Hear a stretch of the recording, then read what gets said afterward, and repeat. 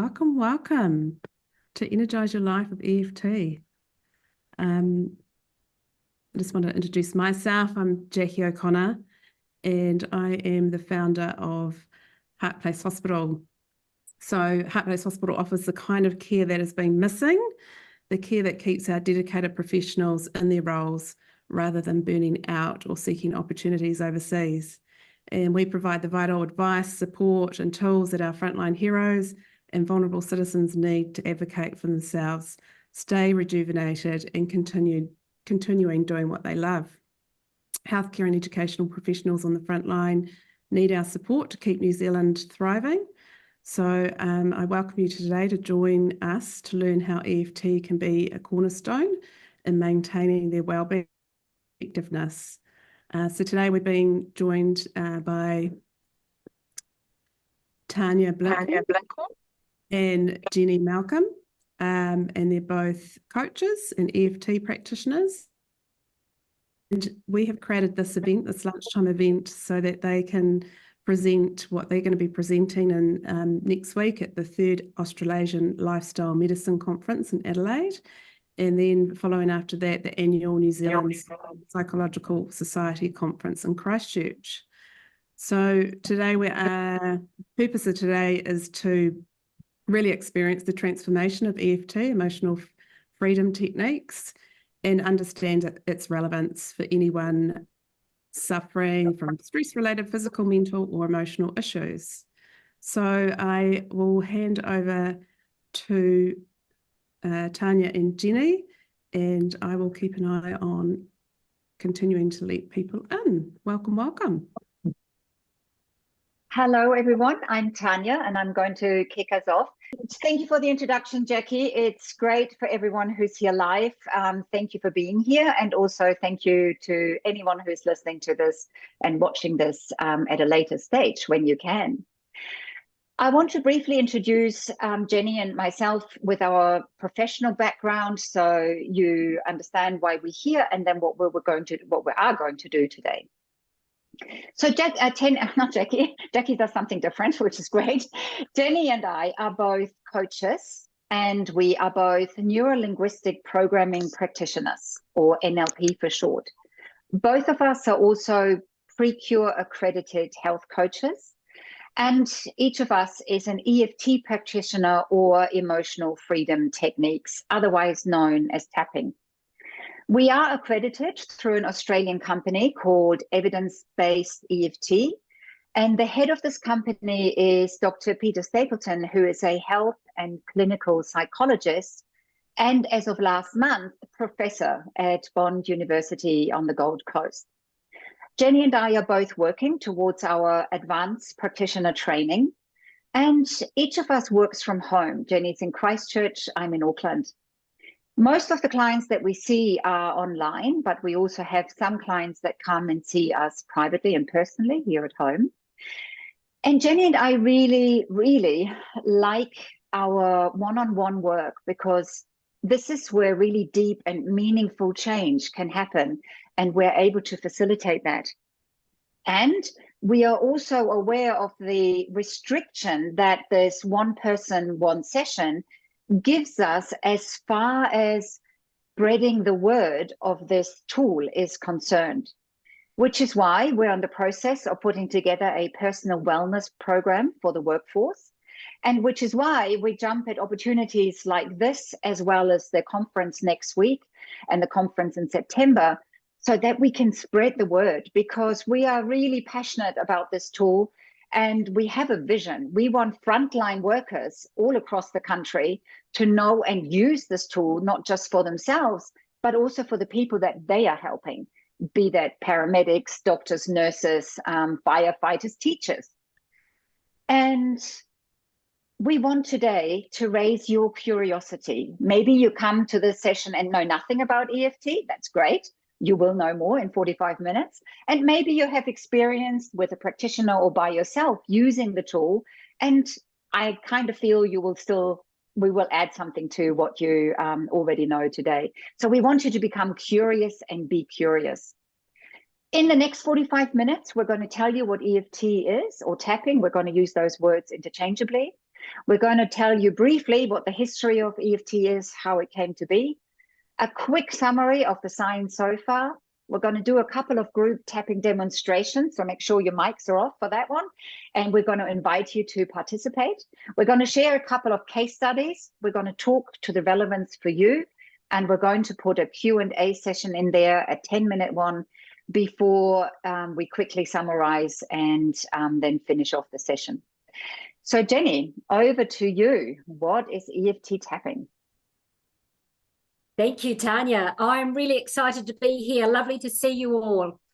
What is EFT, Emotional Freedom Techniques, otherwise known as tapping? We'd like to invite you today to come on a journey with us from the weird to the wonderful. We invite you to come with an open mind and take the opportunity today that is offered to have an experience with EFT. Emotional Freedom Techniques is an evidence-based psychosomatic modality. In other words, involves the body and the mind. It works by calming the central nervous system. And it's done by tapping on known acupressure points on the body so that's the somatic part, while tuning into the issue or the problem in the mind. The cool thing about EFT is that it can be self-administered and usually is. So with clients, and you will experience this today, you are going to do it on yourself. It's really simple to use, and the results are often surprisingly fast with lasting results. So how does it work? Firstly, it works on mental issues, physical issues, and emotional issues. And it works by activating or deactivating the signals to the brain as you press on these points. The other really interesting thing is it updates old learnings in the brain. And the very key thing to notice here is it's the acupressure stimulation. So it's the stimulation of those points, whether you press on them or tap on them, that's actually the active ingredient. So here's an opportunity now to have a go. I'm just going to walk you through what the points are to start with so that you can feel how easy it really is. Today, we're going to be using clinical EFT. This is the EFT points that all of the research has been done on. So there are 8 points on the face, torso, and one extra point, the 9th point, on the side of the hand. So we come to EFT with an issue or a problem, and we start, and I invite you to join in at any time. Start by tapping lightly with the fingertips on the side of the hand, on that fleshy part of the hand. Now you can use either hand. The results will be the same. So we would say a setup statement on this powerful point on the side of the hand, and this explains the intention of why we've come. Now, the often weird thing that people discover with EFT is that you're telling the truth, because the truth is what has not been told. So if you're coming with a problem, we're telling the truth, all right? So the setup statement might go, even though I'm angry at Bob today, I accept that I feel this way. So you're saying that you accept that this is the truth. And you say the setup statement 3 times on the side of the hand. And then you take a portion of that setup statement and you tap on the next 8 points with a reminder phrase. So the first point is the thick part of the eyebrow, right there where the real bushy stuff is, right in the center. Now you can tap one side, the other side, both sides. The dismantling studies show that either is effective, and you can swap on the way around as well. So that's the first point, and saying the reminder phrase, angry at Bob. The second point is on the side of the eye, right in that crack. right in close to the eye, angry at Bob. Now, we're going to go under the eye, right up high on the orbital bone, and Tanya's demonstrating if you're wearing glasses, you either can take your glasses off or just lift them up to tap up high. The next point is under the nose, and that soft fleshy part. Then we go down to the divot in the chin, that crack in the chin. The next point is the collarbone. And so feel in the center of your chest, those two lumpy collarbone. We're just going to tap lightly underneath the collarbone. Again, one side or both sides.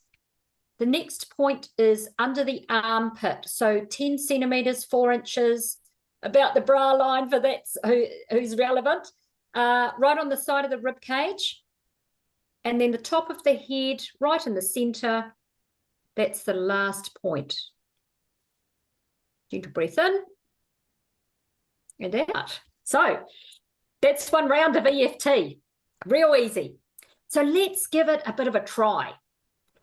I invite you to have a go now. Now, we're going to use doubt as a starter because so often people come to us, they've tried so many things, nothing's worked, and so they're really skeptical. I was skeptical. So have a look at these statements here. Doubt that it can work. Doubt that it can work for you. Might have worked for everyone else, but not for you. Maybe you're feeling doubtful that you can do it on your own. Maybe you're a bit of a perfectionist like I was, worried about getting it wrong.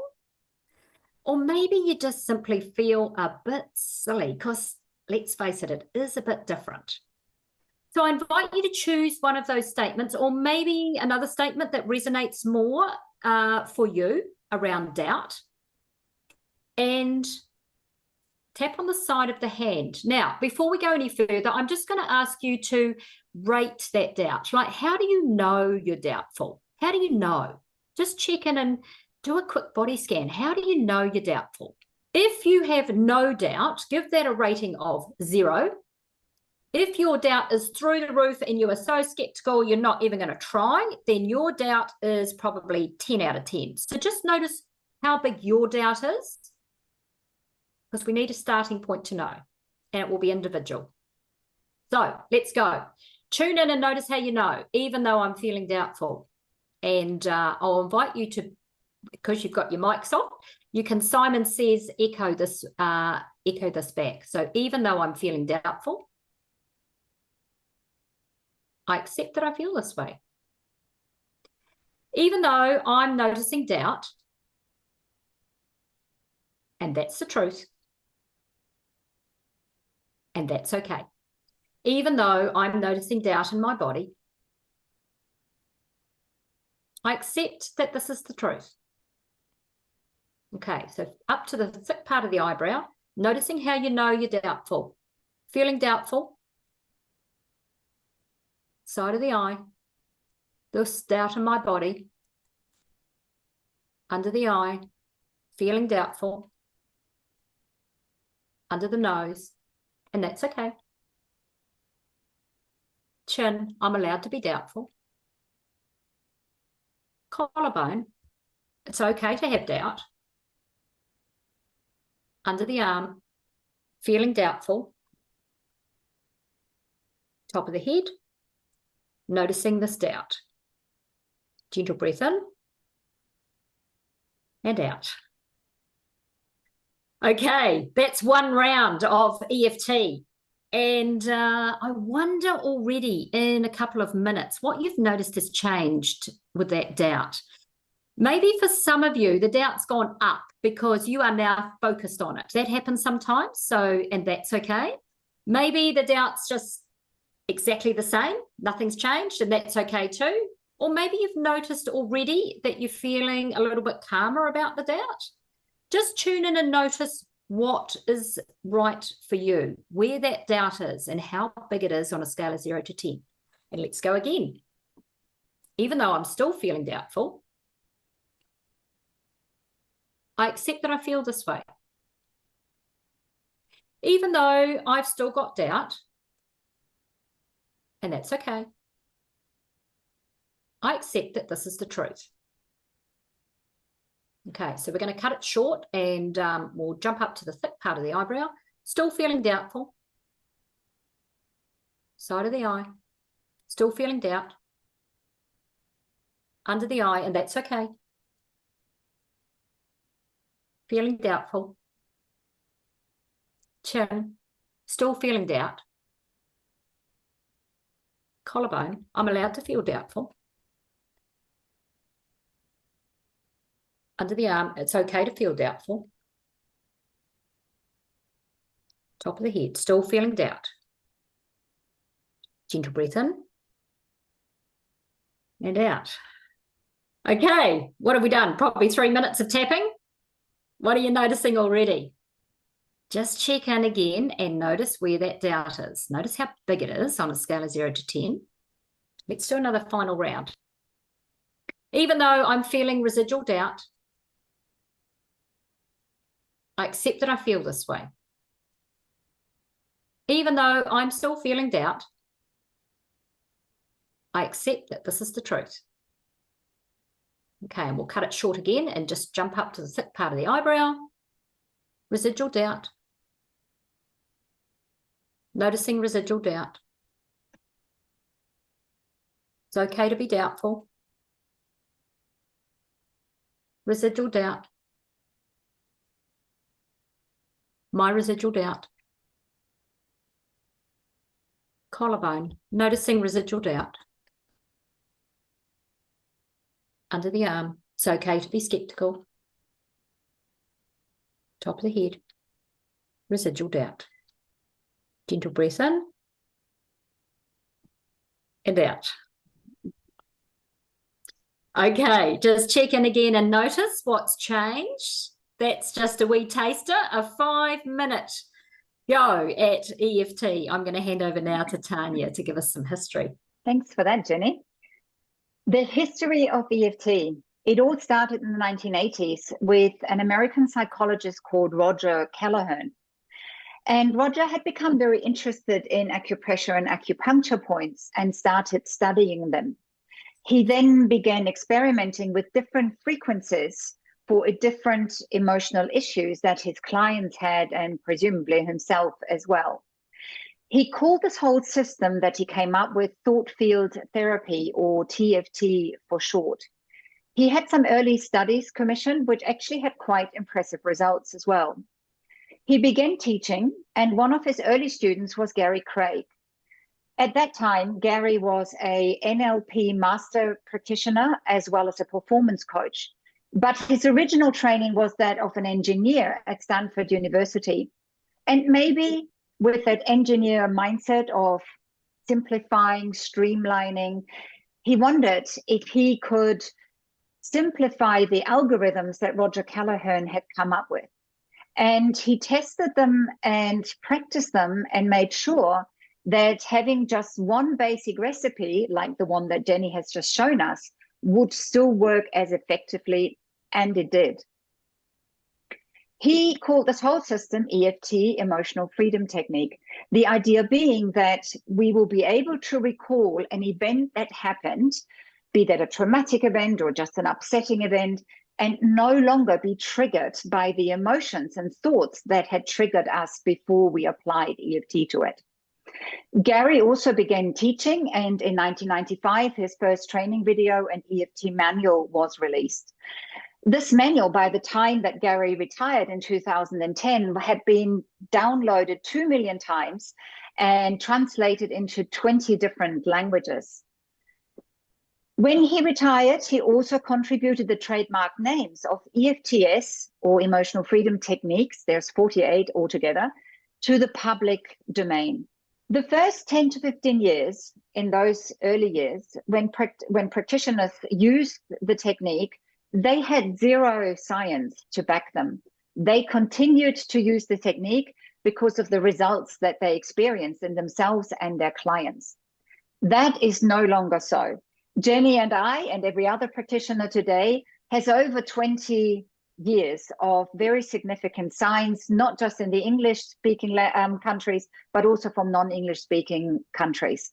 A lot of that science comes from Bond University in Australia on the Gold Coast. And Jenny is going to give us a quick summary of the science so far. If you are anything like me, there will be some of you in the audience that wants to know, where is the proof that this thing works? Today, we're going to give you a brief overview of the relevant science, because there is so much out there now where EFT has been an intervention. There's been over 300 research studies, review articles published in peer-reviewed journals to date. And this includes more than 50 randomized control studies. Those are deemed to be the gold standard, involving the control part. And also more than 50 pre and post outcome studies, one of which is the cortisol trial, which I will cover in more detail in a minute. The interesting thing is, of all of the 100 plus studies listed above, 99% of them show EFT is effective as an intervention. Just glance your eye over the populations that have been studied using EFT as an intervention, including some to increase performance. And again, glance your eye over the conditions and disorders that have been used, studied using EFT as an intervention. Many of you will know the meta-analysis is a statistical combination of the results of multiple studies addressing a similar research question, in this case, EFT as an intervention. An important part of this method involves computing a combined effect size across all of the studies. You will see in the right-hand column, the effect size is listed for each of the study focuses in each of the meta-analysis. And effect size is 0.2, just to give you an indication. You'll see across the top there. 0.2 is an indication that there's a small effect size. 0.5 indicates that the effect size is moderate. And anything larger than 0.8 or more is considered to be a large effect size. So now, given that information, just glance your eye down the right-hand side column, looking at, and that is not a misprint, was post-traumatic stress disorder, an effect size of 2.9 from those 7 studies.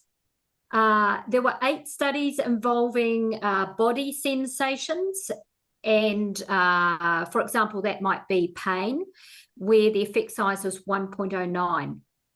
Now, just take a look at the last line also. 6 studies were done to ensure that tapping was actually the active ingredient. So there were dismantling studies done to ensure that this was actually the case.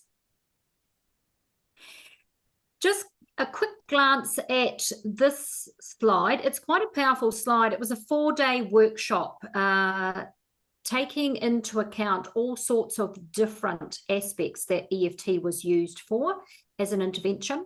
You can see here, cortisol down, immune markers up by 113%, pain down, anxiety down, depression, PTSD, all down, happiness up after the 4-day workshops, blood pressure and food cravings are significantly down.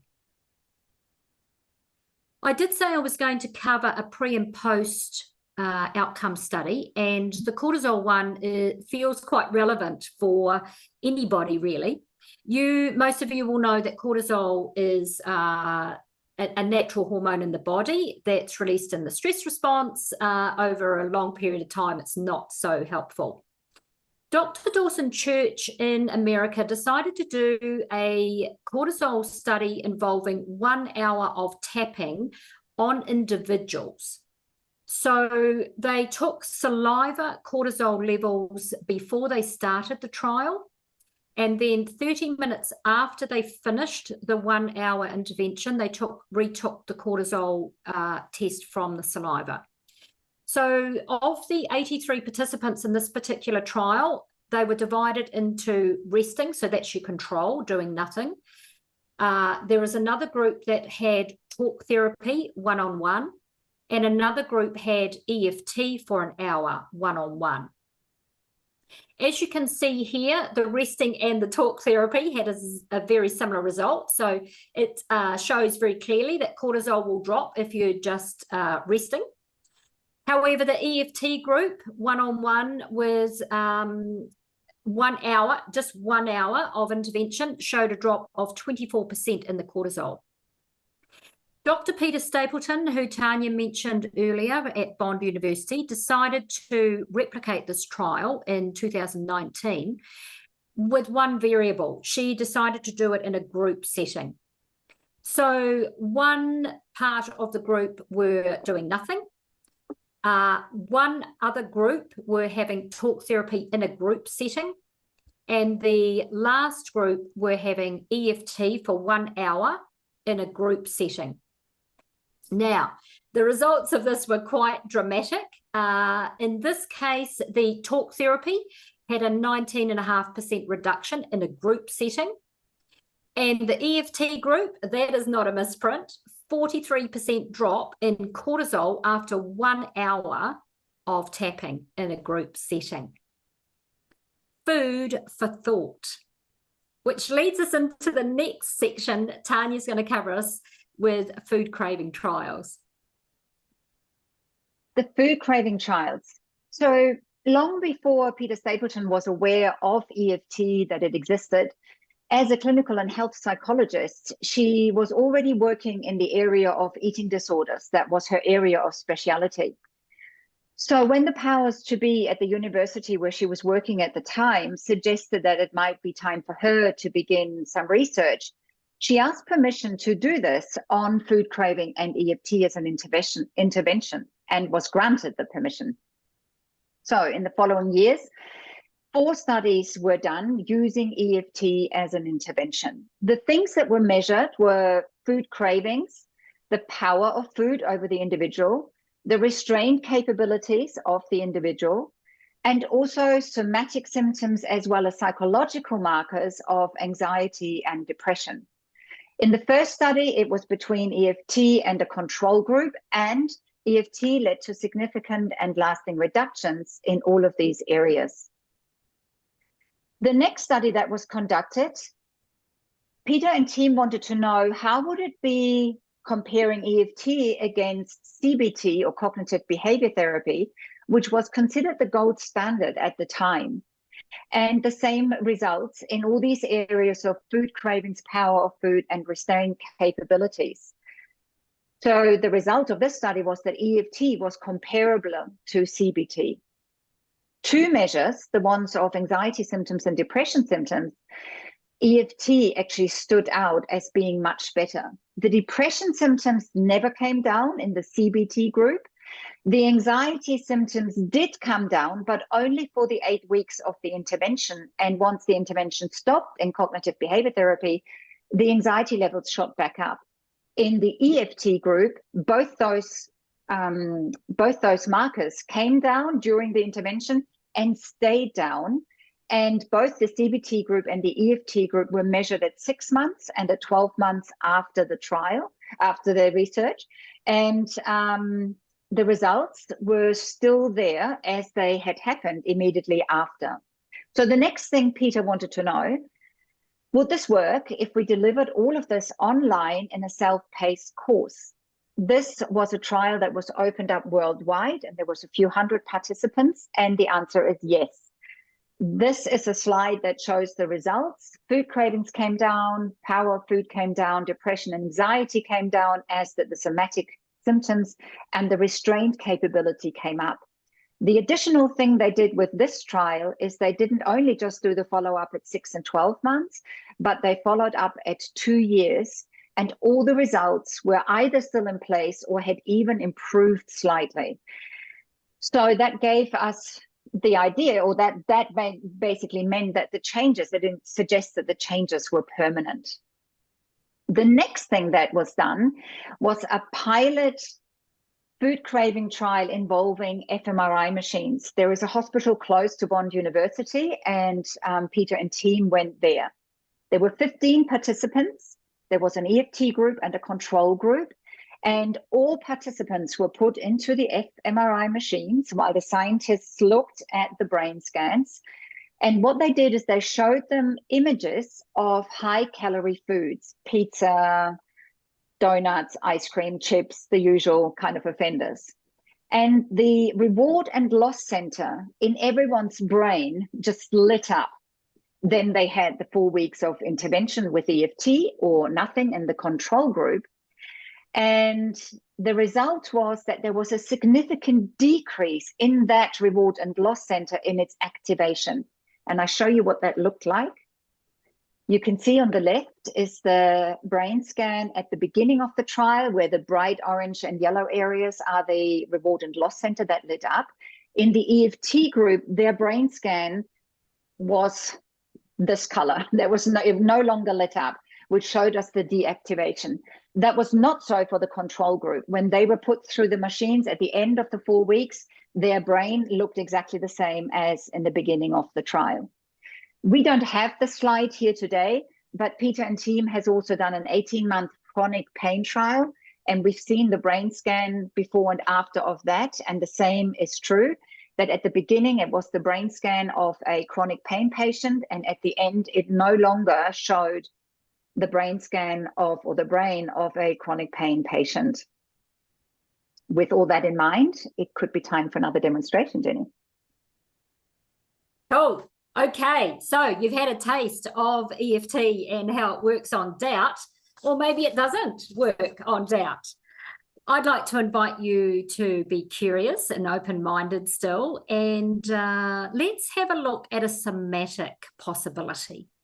So I'd like you to scan your body and notice if you're holding any tension anywhere. Maybe you're feeling a slight headache. Maybe you've got some muscle tension somewhere. Just do a quick body scan and notice where you might be holding some tension. And then when you've located that tension, give it an intensity on a scale of 0 to 10, where 0, there's no intensity, and 10, the pain is through, or the tension is through the roof. So just give it a rating, only you will know. And when you've located it, notice how you know, and tap with me. Remembering this is like Simon says, so I'm going to leave a gap for you to say it either in your head or out loud after I've said the statement. So even though I'm holding tension in my body, I accept that I feel this way. Even though I'm noticing tension, I accept that that's the truth. Even though I'm aware of tension in my body, I accept that I feel this way. Okay, so noticing how you know, we're going to go up to the thick part of the eyebrow, tension in my body, side of the eye, noticing tension, under the eye, tension in my body, nose, all this tension, chin, I'm aware of tension, collarbone, tension in my body,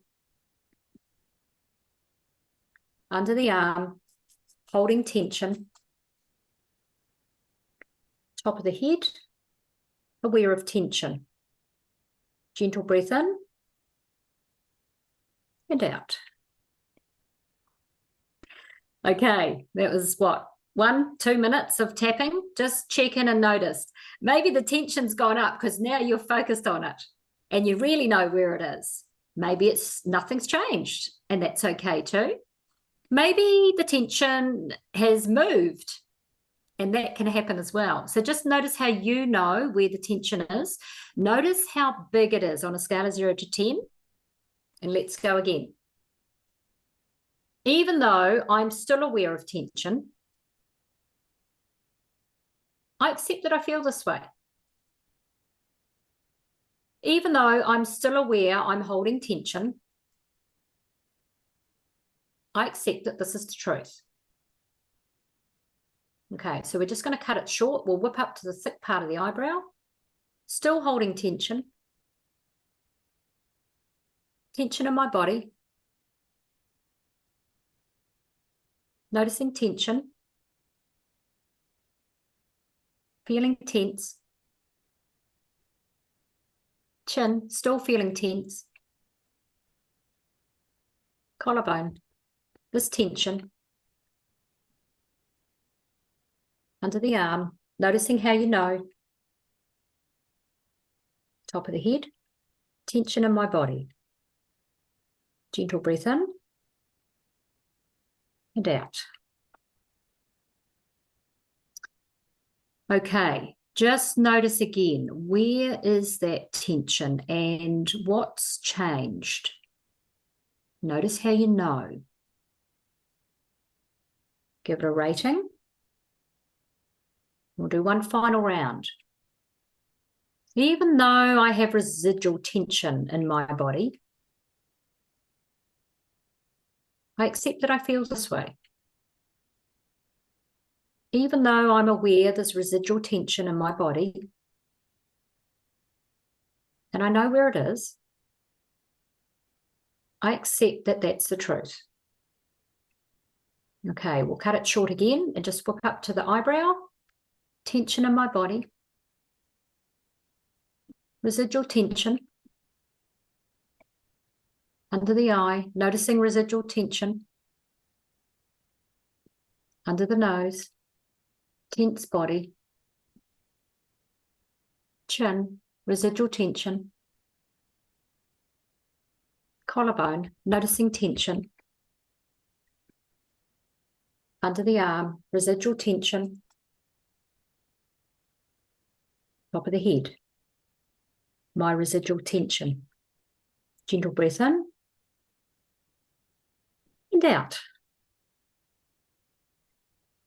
Okay, that is not an hour of tapping. That is simply a few minutes. And I invite you just to notice what changed from the beginning to the end of just a few minutes of EFT. Tanja. Thank you. Case studies. We said we'd share a couple of case studies with you, and I'm going to start with this young woman who was or is 23 years old, and she came to me with persistent pain from a traumatic mountain bike accident at the age of 12, about 10, 11 years earlier. This happened against the backdrop of family dynamics that were challenging. She had an older brother who is on the autism, or she has an older brother who's on the autism spectrum, but she considered herself very much the rock in her family and the communicator, and people inside the family and outside the family were relying on her for communication. That caused quite a bit of pressure and also a bit of anxiety for her, because her dream was to leave New Zealand and to travel and live and work overseas. But she had a lot of fear around that as well, what that would mean for her family. Because she could speak about the event, the traumatic event, in consultation, we decided to start working with the accident.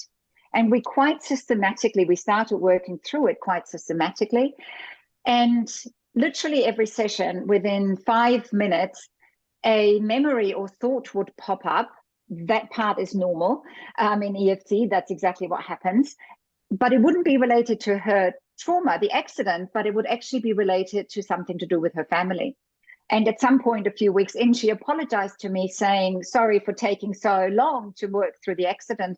And I explained to her that these things didn't happen in isolation. Her accident happened while she was a member of her family and had lived with them for 12 years.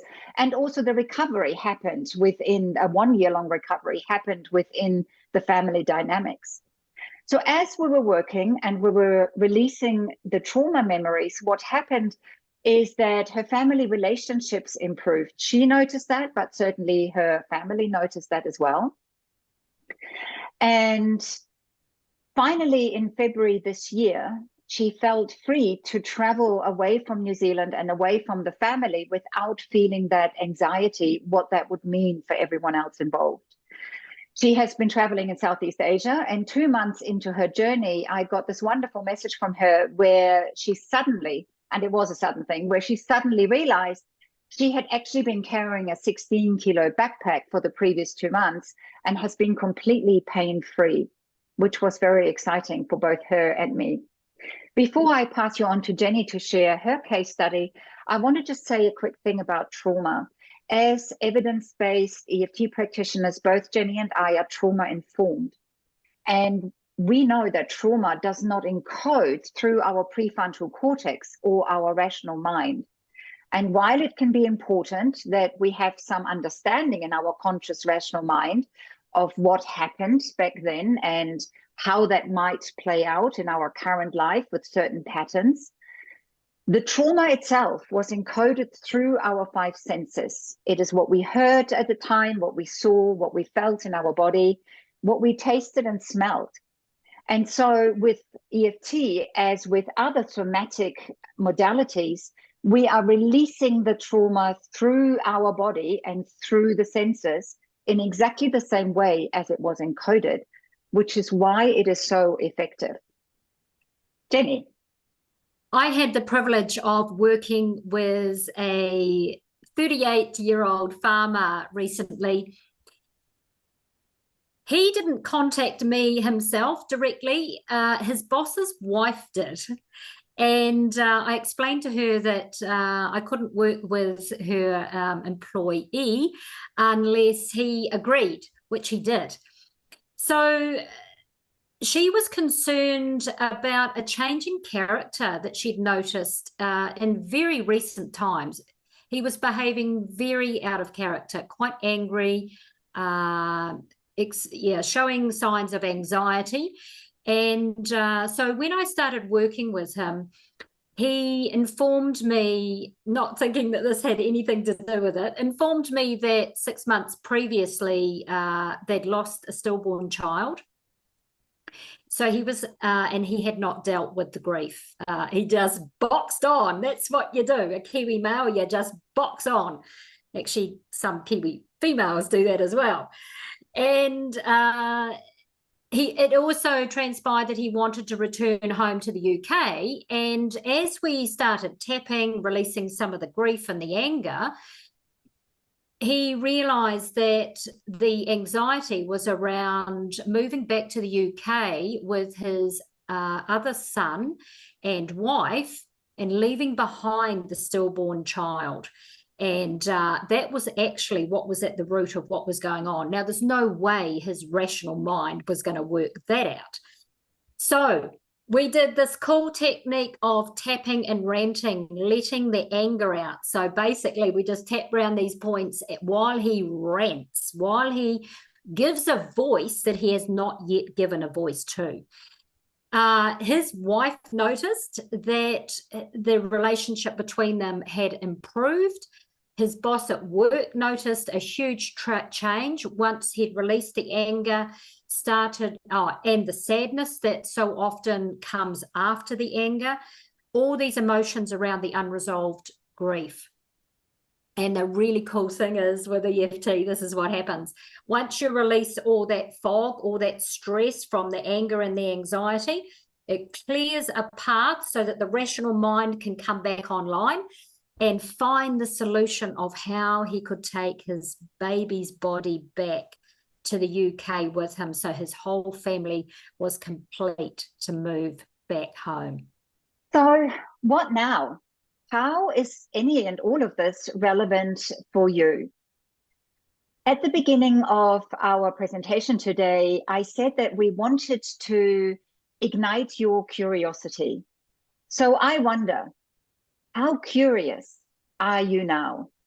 How easy could it be to tap on yourself next time you feel a little anxious, have a tension headache, or maybe feel frustrated. Would you give it a go, have a play? And what if you are angry? Jenny just mentioned the tap and talk technique, which is otherwise known tap and rant, because that's usually what happens. And what happens is, as we speak our anger or frustration and we tap, we are saying those things that are true and that have happened, but we're at the same time calming the nervous system down. We call this the Teflon effect. It just doesn't stick. So when you do notice the positive effects in yourself, would you share this tool? Would you tap with your spouse or your children or your friend? How could you talk about this tool to others?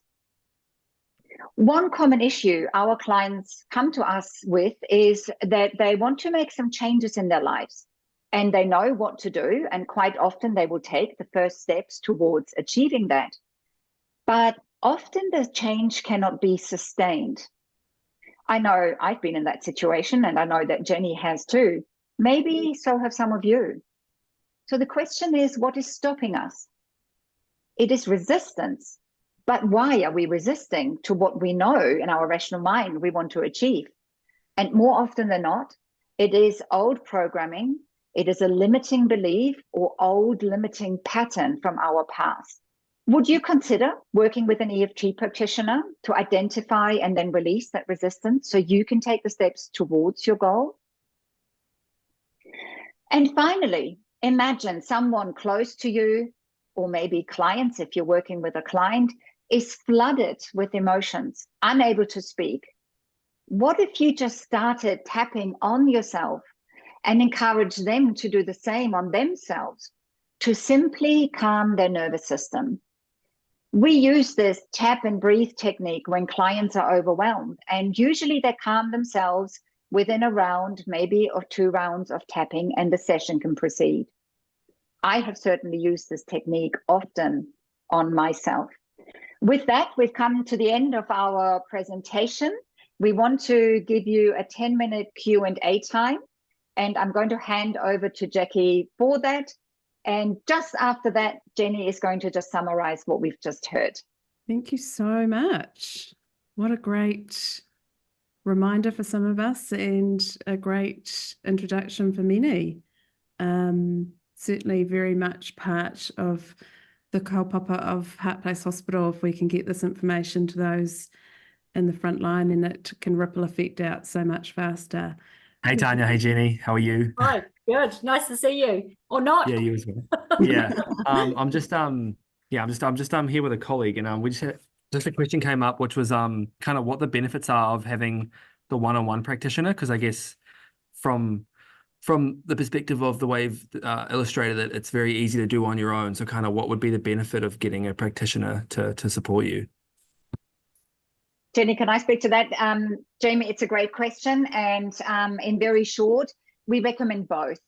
Jenny and I both do our own work. We each tap on ourselves for ourselves, and we also do swap sessions with each other where one of us is the practitioner and one is the client. And each of us also pays other practitioners. And the benefit is that when we work with a practitioner, the practitioner is able to hear and see things that we aren't when we tap for ourselves by ourselves, because our subconscious is protecting us, keeping us safe from going to those places that are actually really painful. So we just block ourselves. We can ease the pain, we can ease going, oh, I'm feeling X, Y, and Z, and make that better. But if there is a real deeper issue, most of the time it won't allow us to go there. So that would be the reason to work with a practitioner. And of course, if there's trauma involved of any kind, the universal trauma, the accident or whatever, as well as any personal trauma, don't ever go to trauma by yourself. Definitely work with a practitioner on that one.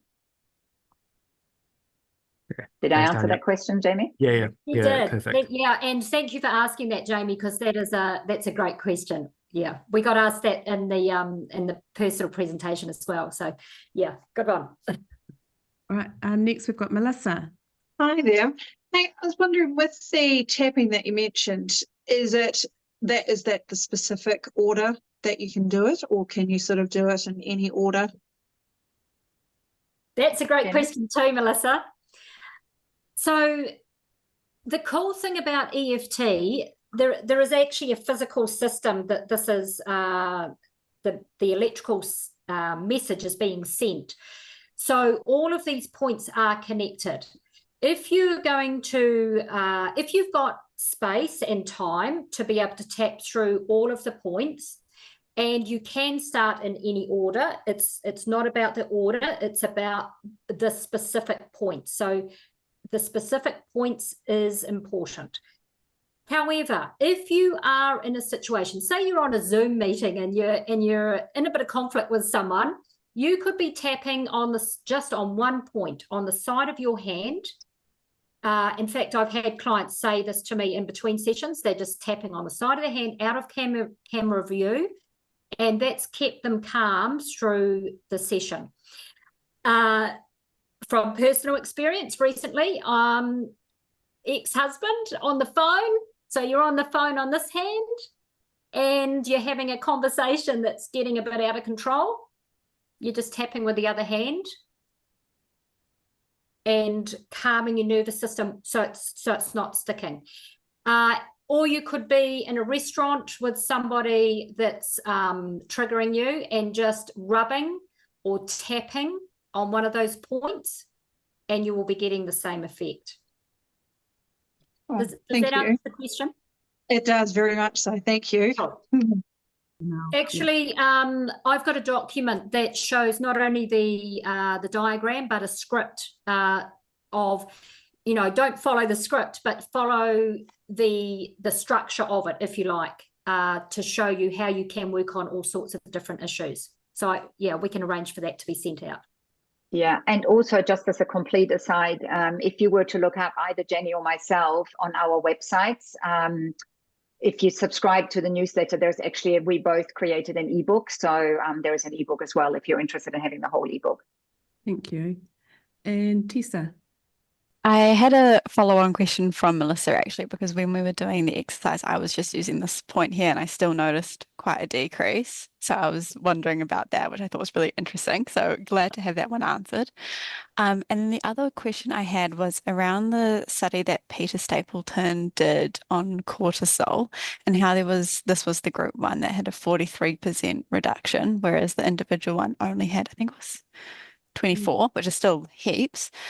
Did they come up with any reasons as to why that group tapping was more effective? In tapping, you know, while the one-on-one work to get to our own personal stuff is really important, there is also something called borrowed benefits. So when we are tapping with others, and that study was one of the studies that actually showed that and confirmed that, we're getting borrowed benefits from just being in the group. And that's all we know, but we also know outside of tapping that, and there's books written about this, and that's part of, you know, when two people have an accident and are in a traumatic event, they're not necessarily both traumatized. And being around people and being around significant people of your life is actually a really important factor in healing. We're healing in, you know, in collaboration with others. Which doesn't mean we're not doing our own healing, but we definitely get benefits from being in a healing environment together with other people because we actually regulate each other's nervous system, if at least one of us is calm. Thank you for asking a question. No worries. I thought it was so interesting because often you see as well community and connection with others being a key determinant of happiness and longevity as well. So it's curious to see that that is presented in that study as well. Yes, absolutely. There's some great studies around that collective healing. Yeah, beautiful. I had a question. When I've done EFT in the past, I've gone through with what's coming up, and then I've gone my last round. I've gone through with what I want to enter back into my body, like the actual belief systems that I want to enter into my system. Is that part of what you do as well? No. That's a real, it's not, look, no, it's the short answer. The slightly longer answer is there is nothing at all wrong with doing it. But Gary Craig really clearly stated that we never, ever have to do positive tapping, because we just need to, so the metaphor he used was, if you have a green, slimy, murky pond in your back garden and you're standing there with a bucket of fresh water, if you tip that into the slimy pond, you're just going to get more green, slimy water, right? So we need to clean it out. And once it is clean and it then rains, whatever goes in is clean. And that's exactly what happens with us. So if it makes you feel good to tap some positive thing at the end, there is zero issue with it. But as practitioners, we don't generally do that to save the client time, right? That just rises within themselves because now the green slime is gone. What we do as a technique, when something is a bit sticky, we can give a choice. You know, we can do a round of, you know, I'm really, whatever it is, I'm stuck, you know, with whatever. What if I could choose to see a different solution? What if I could allow myself to open up to something new? What if? So that sounds more positive, and what it does is it loosens the concrete. And again, our brain goes, oh, because we've just asked a question. We haven't actually answered it. We've just opened our possibilities and our brain up, and then the brain finds its own solution. But thank you for mentioning that. Because, and just to throw this in as well, if any of you go online and find people who tap on the internet, they will go positive quite quickly. There is nothing wrong with that. They are not sitting with an individual. They don't know who's listening to them. So that's a way of keeping a group safe when you don't actually know who the group is. So that's another reason to go relatively positive relatively soon. And there's nothing wrong with internet tapping. You know, I've done it, Jenny has done it. It will most likely not clear any deep issues, but it certainly can give you ideas. Oh, I hadn't thought of that aspect, you know, where you can go yourself. And it can be helpful to calm, any tapping is helpful to calm the nervous system, even if you don't speak, as we said before. Tap and breathe is sometimes all we need to do. Beautiful, beautiful. Right, well, thank you, everybody. And Jenny's going to come in now and give us a short synopsis of what we've just gone through. So come on down, Jenny. So you have all seen today that EFT tapping is a psychosomatic modality. In other words, it involves the mind and the body because they are not independent. You have seen very clearly that there is a huge body of research now. This is an evidence-based tool. You've had a go. You've seen how easy it is to use.